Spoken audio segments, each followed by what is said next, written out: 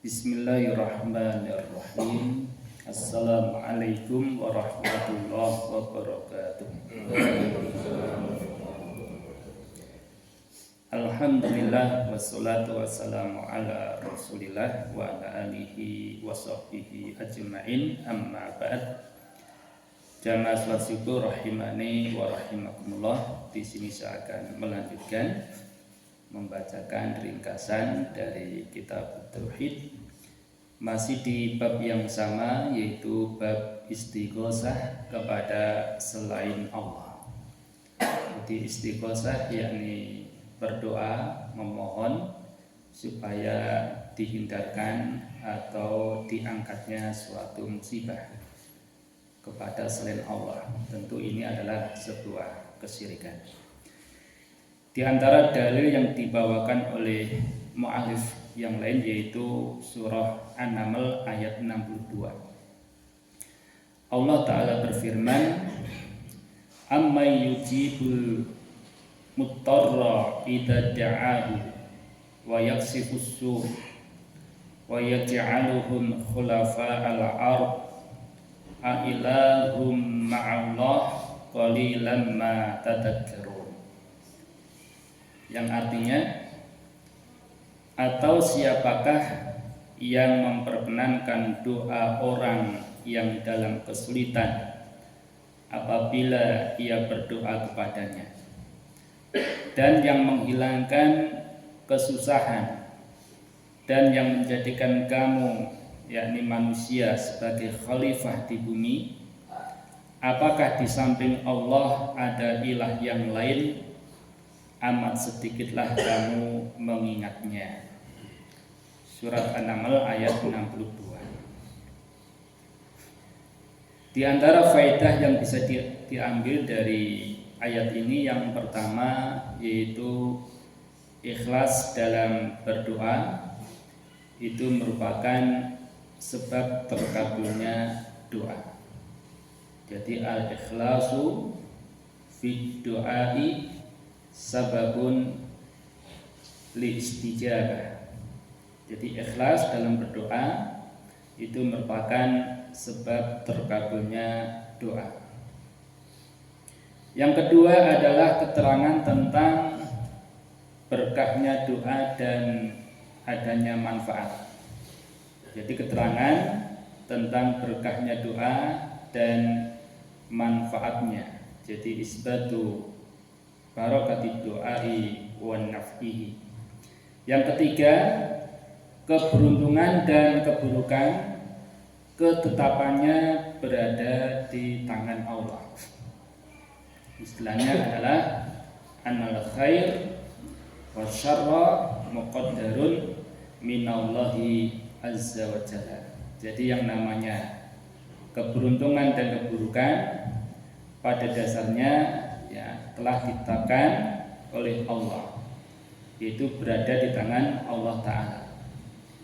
Yang keempat di antara faedah yang ada adalah tauhid rububiyah merupakan dalil keharusan tauhid uluhiyah. Jadi al-istidlalu ala tauhidil uluhiyah bi tauhidi ar-rububiyah.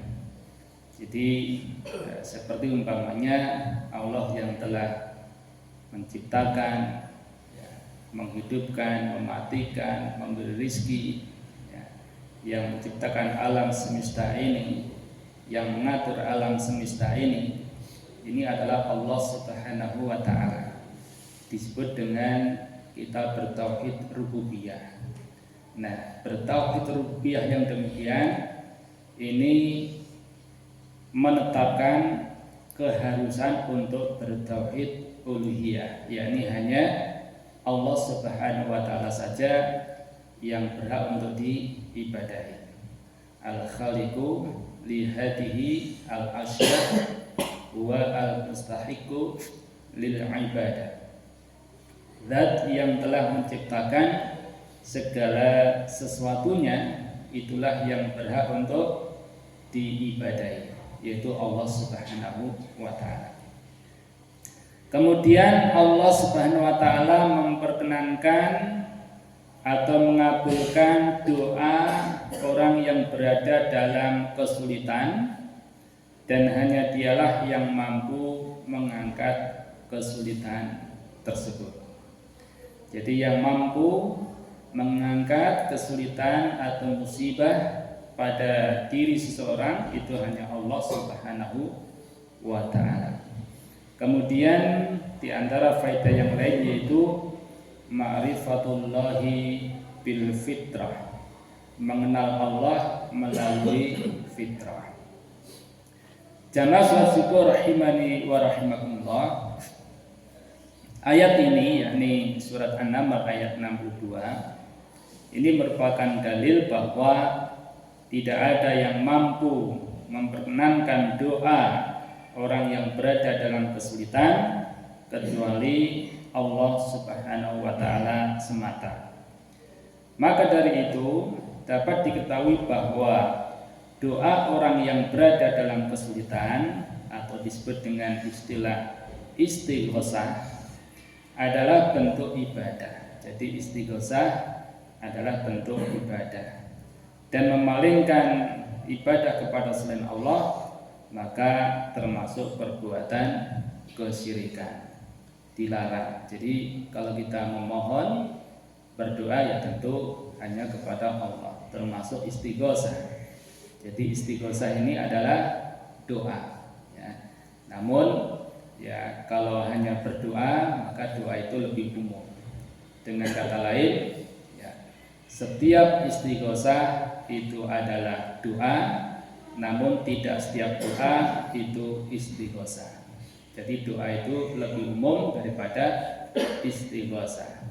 Kalau istighosah itu berdoa memohon agar musibah ya itu diangkat oleh Allah Subhanahu wa ta'ala. Sedangkan doa maka lebih umum, bisa berisi memohon ampun atau mendoakan orang lain, atau juga minta supaya dihindarkan dari musibah, dan bisa juga supaya musibah yang menimpa kepada seorang itu diangkat. Dengan kata lain istighosah tadi. Demikian yang bisa disampaikan, semoga bermanfaat.